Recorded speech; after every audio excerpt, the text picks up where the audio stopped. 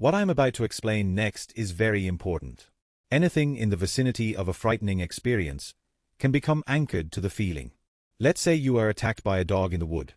You can develop a fear of this dog or any dog. But also, any sight or sound can become anchored to the terrifying feeling. Going to this wood again can trigger the feeling, or even being in any wood.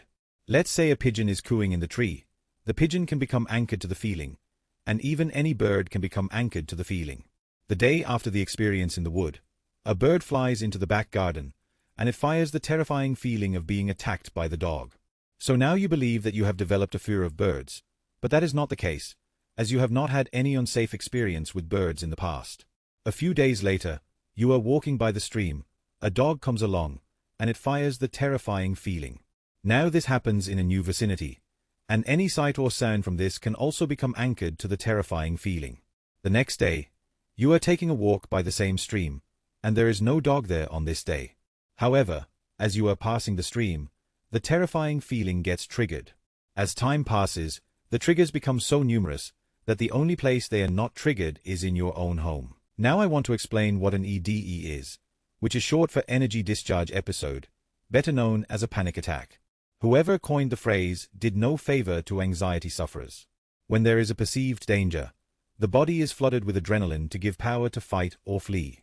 However, if the person doesn't discharge enough energy by fighting or fleeing, then energy in the body can go beyond a safe level, so the body must discharge it internally. This is like a powerful internal combustion of energy. This is a safe, good, and necessary thing to happen as it balances the energy level in the body. The problem is that humans tend to become scared of the turbulence and try to stop it. This further scares the emotional mind, and it produces more adrenaline. This keeps the turbulence going for longer. When a person surrenders bravely to the turbulence, one loses one's fear of it forever.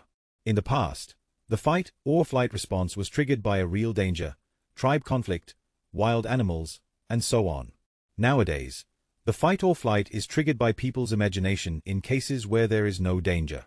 Animals respond differently to the discharge combustion after they are trapped. You see them violently trembling after the ordeal, and then continue as though nothing had happened. They surrender to the turbulence without fear of it. When there isn't a proper release of this energy, it can get trapped as trauma in the system. Bodywork can help release this trapped energy. A bodywork called TREE is the most powerful for trauma release. This brings the presentation to an end, and thanks for watching. I highly recommend the Anxiety Release Program to you. You will really benefit from it.